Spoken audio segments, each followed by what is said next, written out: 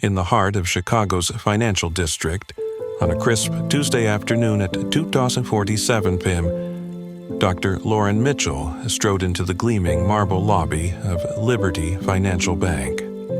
At 38, her tailored charcoal suit spoke of success earned through a Stanford MBA and years of navigating corporate boardrooms.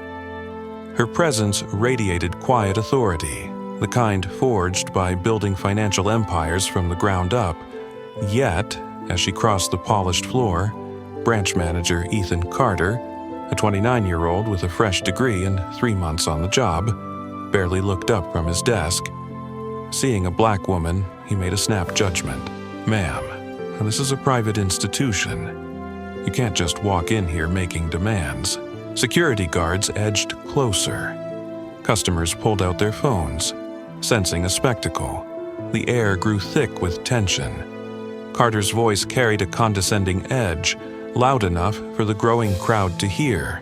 "People like you need to learn your place." The lobby fell silent, save for the soft clicks of phone cameras.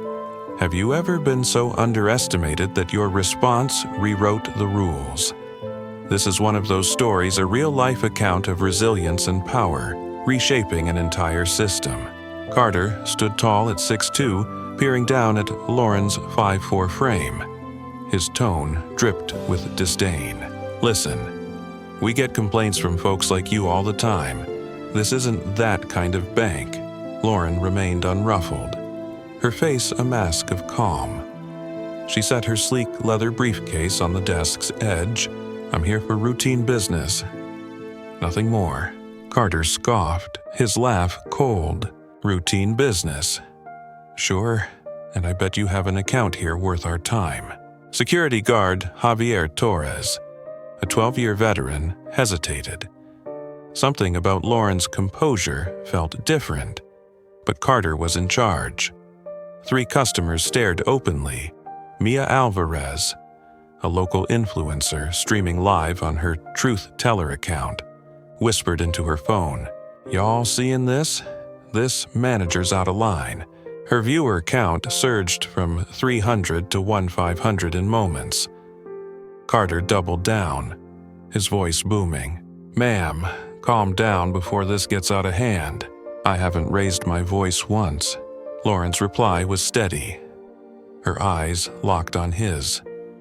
Assistant Manager Emily Nguyen emerged from the back office, drawn by the commotion, ambitious and sharp.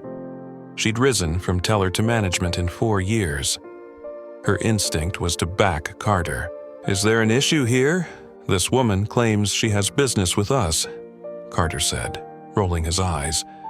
"No appointment, no proof, just demanding special treatment." Nguyen glanced at Lauren. The suit was high-end, the handbag authentic. Something didn't add up, but she deferred to Carter. Lauren reached into her purse, pulling out her wallet. A black Amex card glinted briefly before she tucked it away. Carter didn't notice. "Ma'am, I'm asking you one last time to leave, or we call the police." Mia's live stream exploded, comments flooding in as viewers jumped to 6,000. The chat buzzed with outrage. "This is wild. He's treating her like a criminal for existing." Local journalist Kevin Brooks, with 50,000 followers, entered the bank and started recording. The clock read 7:55 p.m. Lauren glanced at her understated Rolex, a subtle flex worth more than Carter's car. She spoke softly. "You have 2 minutes." Carter grinned, mistaking her calm for weakness. 2 minutes for what to call your own cab. Torres shifted uncomfortably. Lauren hadn't raised her voice or caused a scene. His gut told him to back off, but Carter's orders were clear. Nguyen tapped her tablet, trying to defuse the situation. "What's your account number?" Lauren's smile was faint. "That won't be necessary." Carter turned to the crowd, his voice dripping with scorn. "See no account, no business, just another troublemaker looking for a payout." The word "another" landed like a slap. Mia's viewer count hit 8,000. Comments poured in from across the country. Lauren stood at the center of the storm, unfazed. She pulled out her phone, a sleek device with a monogrammed case bearing her initials, L.M.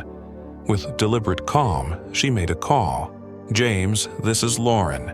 Code 9 Protocol. Liberty Financial Downtown Branch. Now." She hung up after 12 seconds. Carter's smirk faltered. "Who'd you call your lawyer? Someone who actually runs this place." The clock showed 2:58 p.m. outside. Chicago's rush hour hummed along Michigan Avenue. Inside, the tension was palpable. Carter paced, phone to his ear, calling corporate security. Nguyen whispered to Torres, "This feels wrong. She's too calm." Kevin Brooks angled his camera, sensing a scoop. "This is Kevin Brooks, live from Liberty Financial. We're witnessing what looks like discrimination. But I got a feeling there's more to this." Carter hung up, his confidence waning. "Corporate says no VIP appointment today. No one matching your description has access." Lauren's smile was patient. "Did you give them my name? You didn't provide ID. You never asked. You assumed I didn't belong." The truth stung. Customers nodded, recognizing the bias. Mia's stream hit 12,000 viewers. The clock read 2:59 p.m. 60 seconds. Carter's bravado cracked. Nguyen's tablet pinged with a message from Regional VP James Harper. Her eyes widened. "Emergency situation downtown. En route. Do not escalate." She looked at Lauren, realization dawning. Heavy footsteps echoed across the marble floor. James Harper burst through the entrance, his tie askew. A 25-year banking veteran, he never ran until now. His eyes locked on Lauren. "Dr. Mitchell, I am so sorry." The name hit Carter like a freight train. Nguyen fumbled her tablet, pulling up the corporate directory. Harper approached Lauren with deference. "Please accept my deepest apologies for this misunderstanding." Carter's face paled. "Miss Mitchell? I didn't know." "Dr. Mitchell," Lauren corrected, her tone firm but kind. "And you still don't." Mia's chat erupted.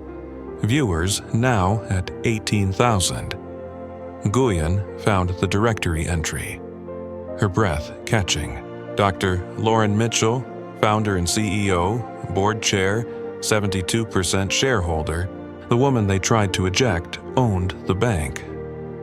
Harper turned to Carter, his voice low but furious. "Dr. Mitchell founded Liberty Financial. She owns nearly 3/4 of this institution." Carter gripped his desk, his legs unsteady. Torres stepped back, relieved he hadn't acted. Lauren spoke calmly. "There's a board meeting in 2 minutes. You should join us." Kevin's camera captured it all, his post already viral.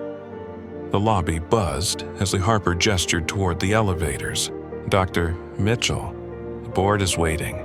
Carter's world crumbled. 3 months into his dream job, his MBA now worthless. Lauren's gaze softened as she addressed Nguyen. "Ms. Nguyen, you're not at fault here. We'll discuss your role later." Nguyen exhaled, spared from Carter's fate. Mia spoke to her audience. "This man just tried to kick out the bank's owner. This is going to be everywhere by tonight." Harper looked ill. As regional VP, and this was his failure too. Lauren checked her watch. 3:01 Maas. "The board meeting started a minute ago. I hate being late." She glided toward the elevators, Harper trailing like a scolded intern. The crowd parted, phones still rolling. Carter shuffled forward, his swagger gone. Nguyen clutched her tablet, joining them. The elevator doors closed, cutting off the lobby's view. Mia addressed her viewers. "Folks, this ain't over. We're heading upstairs." Her stream hit 25,000. Below, the lobby hummed with disbelief. Kevin posted his first update. Bank manager tries to eject black woman. Plot twist, she owns the place. Video dropping soon. The post racked up 7,000 shares in minutes. The story was no longer Liberty Financial's, it was the internet's. The elevator climbed to the 52nd floor. Harper pressed against the wall, sweat beading despite the AC. Carter stared at the floor, each ding marking his doom. Nguyen's mind raced, replaying her role in the fiasco.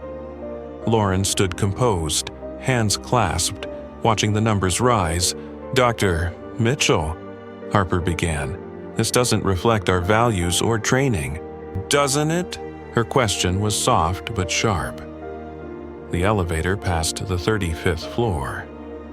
Carter found his voice. "Dr. Mitchell, if you'd identified yourself, would that have mattered, Mr. Carter? Should I need to prove who I am to be treated with respect?" The 48th floor chimed. Harper watched, awestruck, as Lauren dismantled Carter with precision. "That's not what I meant," Carter stammered.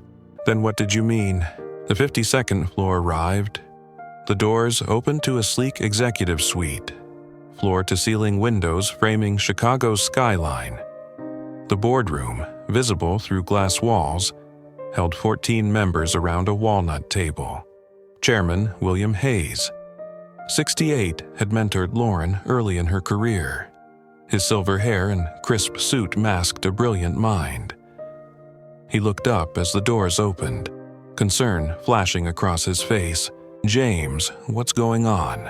"Code 9 situation," Harper announced. The room stilled. Code 9 meant legal exposure requiring immediate action. Hayes spotted Lauren, his confusion deepening. "Lauren, what's this about?" She entered with unshakable poise. Carter and Nguyen trailing like shadows. "Good afternoon, everyone. I apologize for the interruption, but we must address an incident that occurred downstairs 45 minutes ago." Board members exchanged glances. Dr. Angela Brooks, the board's only other black member, sensed a storm brewing. Hayes gestured to chairs. "Please, sit. I'd rather stand to present the facts." Lauren opened her briefcase, connecting her tablet to the presentation system. Mia's live stream filled the screen. This footage, broadcast live 35 minutes ago, now has 60,000 viewers and climbing. The board watched, horrified, as Carter's voice echoed. "People like you come in here every day with complaints." Board member David Park winced. The footage rolled on, exposing Carter's bias and hostility. When Harper called her Dr. Mitchell, gasps filled the room. "Good Lord," Hayes muttered. The video paused on Carter's stunned face. "This was witnessed by 250 people in our lobby." Lauren continued. "It's trending on Twitter, Instagram, and TikTok. Banking, while black, is national news." She clicked to a slide showing social media analytics. Board member Rachel Kim, the PR expert, looked queasy. "The PR fallout is catastrophic." Lauren turned to Carter. "Mr. Carter, care to explain your actions?" He floundered. "I made a mistake." "What was your mistake?" "I didn't recognize you." "Try again." The board waited. Carter's career hung by a thread. "I made assumptions about who belonged here." Dr. Brooks leaned forward. "Are you saying you judged Dr. Mitchell based on her race?" Carter's silence was his confession. Lauren clicked to the next slide. "Our charter, which I wrote, mandates zero tolerance for bias. Policy 921 outlines penalties for discrimination." She clicked again. "Mr. Carter's actions expose us to civil rights lawsuits, federal investigations, and reputational damage." General Counsel Sarah Reed scribbled furiously. The legal risk was staggering. Lauren's tone softened. "But I'm not here for lawsuits or firings. I'm here to ensure this never happens again." She unveiled policy reforms, mandatory bias training, monthly diversity audits, and real-time bias monitoring systems. Board member Michael Torres raised his hand. "What about Mr. Carter? He has a choice: resign with severance or be terminated without benefits." Carter's voice cracked. "I'll resign. Ms. Nguyen, your willingness to learn saves your role. You'll undergo training and a 6-month probation." Nguyen nodded. "Thank you, Dr. Mitchell." Hayes cleared his throat. "Lauren, what do you need from us?" "Full board approval for reforms, implementation in 30 days, and a public commitment to equality." The board voted unanimously. As members dispersed, Carter approached Lauren. "Dr. Mitchell, I'm sorry." She studied him. "I believe you're sorry you got caught. Whether you're sorry for your actions is up to you." Harper lingered. "Dr. Mitchell, I take responsibility for poor oversight. James, this is a chance to improve. Ensure our managers are trained in bias recognition." Hayes approached as the room emptied. "Lauren, 60,000 viewers and counting. This could have tanked us. Instead, it's our chance to lead. We'll set the standard for bias-free banking." Outside, Chicago's skyline glowed under the afternoon sun. Hayes poured coffee, his hand steady but his mind heavy. "You own 72% of this bank. I sometimes forget that." "Most do, usually. That's fine. Not today." Harper checked his tablet. The video's at 150,000 views. CNBC wants a statement. Expected timeline national news by tonight. Hayes sipped his coffee. Legal exposure. Lauren pulled up projections. Potential lawsuits, $15 million. Federal audits, $10 million. Brand damage could cost 20% of our customer base. The numbers silenced the room. She continued. Proactive reforms cut exposure to $2 million. Transparency and accountability rebuild trust. Harper scribbled notes. "You ran these numbers already." In the elevator, Hayes chuckled. 20 years, and you still surprise me." Lauren unveiled the Mitchell Protocol, a comprehensive bias prevention plan. Initial cost, $5.2 million. Annual maintenance, $2.5 million against our $900 million quarterly revenue. It's a fraction to prevent disaster. Hayes studied the ROI. Improved customer satisfaction boosts retention by 15%. Reform publicity could drive 20% more accounts. That's $70 million in annual revenue. Lauren highlighted market gaps. Minority-owned businesses are a $50 billion opportunity in our region. Our 7% market share could quadruple with ethical leadership. Harper whistled. "This isn't just compliance, it's a competitive edge. It's about integrity. I founded Liberty Financial for everyone. Today, violated that mission." Hayes nodded. "What's next?" "Executive commitment. Zero tolerance for bias and public accountability. Monthly diversity reports, quarterly training, annual audits." Harper's tablet pinged. Carter had posted on LinkedIn, "I regret the misunderstanding. I followed standard protocols." Lauren's jaw tightened. "He's dodging accountability." Screenshot it. "It proves why we need change." Hayes stared out the window. "In 25 years, I've seen discrimination swept under rugs. You're forcing industry-wide reform." Harper's tablet chimed. "The Chicago NAACP wants to meet. They'll endorse our reforms. Schedule it. Community trust is key." Hayes outlined the plan. "Press conference tomorrow. We announce the Mitchell Protocol and own the narrative." Lauren packed her tablet. "Complete transparency. We admit the failure, take responsibility, and present solutions. No excuses." The mayor's office texted, "They want Liberty Financial as the banking partner for Chicago's minority business program." Harper grinned. "You turned a crisis into opportunity. I turned a lesson into reform. The business wins are a bonus." Lauren headed for the door. James, I need timelines by Ada Feet press conference at 10. You'll have them. Hayes called after her. Lauren, this was leadership grace under fire. It was basic dignity. That it feels extraordinary shows why we need this. The elevator descended, carrying the woman who'd turned humiliation into revolution. Below, the lobby resumed normalcy, but everything had shifted. Carter's career was done. Nguyen learned a hard lesson. Harper faced his toughest challenge. The bank stood on the cusp of transformation. 8 weeks later, Liberty Financial's downtown branch buzzed with new energy. Aisha Patel, the new manager, reviewed reports at Carter's old desk, promoted from a suburban branch.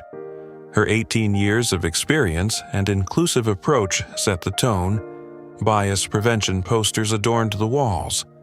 Digital screens cycled through the bank's anti-discrimination policy in English, Spanish, and Mandarin. Tellers wore equality in service badges. Nguyen approached with her diversity report. 8 weeks of training had reshaped her outlook. Customer satisfaction up 20%, complaints down 70%, employee confidence in bias prevention up 45%. Patel nodded. Any incidents? One minor issue, handled per protocol, fully documented. The Mitchell Protocol was a triumph. Every interaction followed bias-free guidelines. Anonymous reporting empowered staff to flag issues early. Torres, now a trainer, spoke at orientations. I've seen bias harm customers. The Mitchell Protocol stops it before it starts. Technology sealed the gaps. Bias detection algorithms flagged risky interactions in real time. Nguyen's tablet pinged a teller had misgendered a customer. She reviewed the transcript, coached the teller, and ensured the customer felt valued. The incident became a lesson, not a lawsuit. Patel's leadership shone. Her branch topped customer satisfaction scores. Public response was electric. Liberty Financial's stock rose 15%. New accounts surged 35%, especially among minority clients. Kevin Brooks wrote a Forbes piece, How One CEO Redefined Banking. Mia, now a community liaison, posted follow-up videos. This is how you fix a wrong not with lawsuits, but with change that lifts everyone. The impact rippled. 4 competitor banks adopted similar protocols. The American Banking Association requested the Mitchell Protocol as an industry model. Regulators praised Liberty Financial as a compliance leader. Carter found work at a rural credit union after months of unemployment. His LinkedIn avoided the incident, but the internet remembered.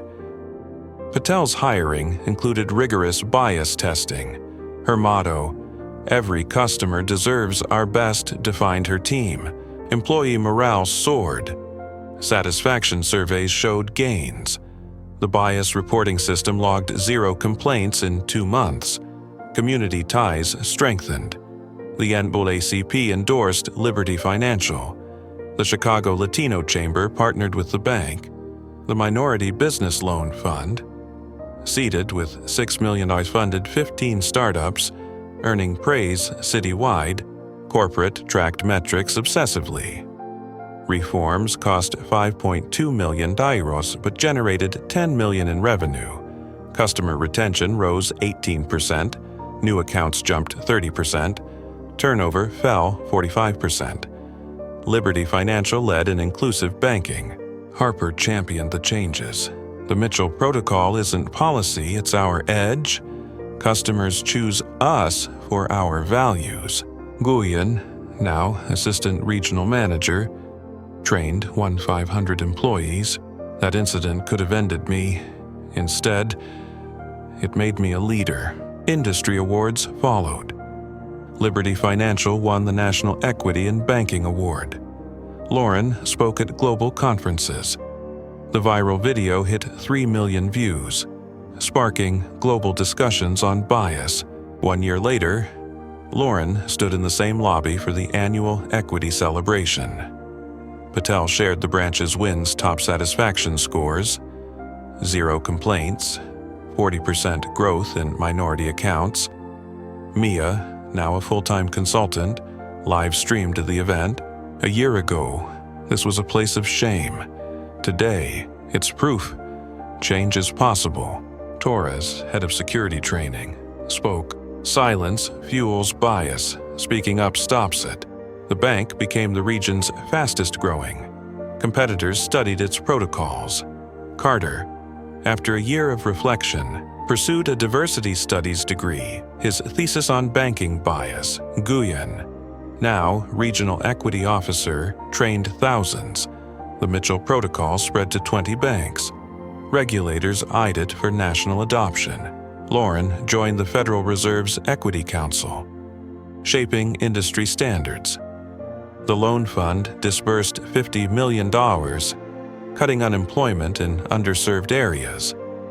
Liberty Financial became the go-to bank for minority businesses. The story went global, translated into 15 languages. Universities taught it as a case study. The cultural shift was profound. Employees embraced equality. Customers felt valued. And young professionals flocked to the bank. What began with prejudice ended in progress. Discrimination met dignity, wisdom, and reform. Dr. Lauren Mitchell's story proves resilience can reshape industries. Share your stories of overcoming bias below. Together, we can build a world where everyone belongs.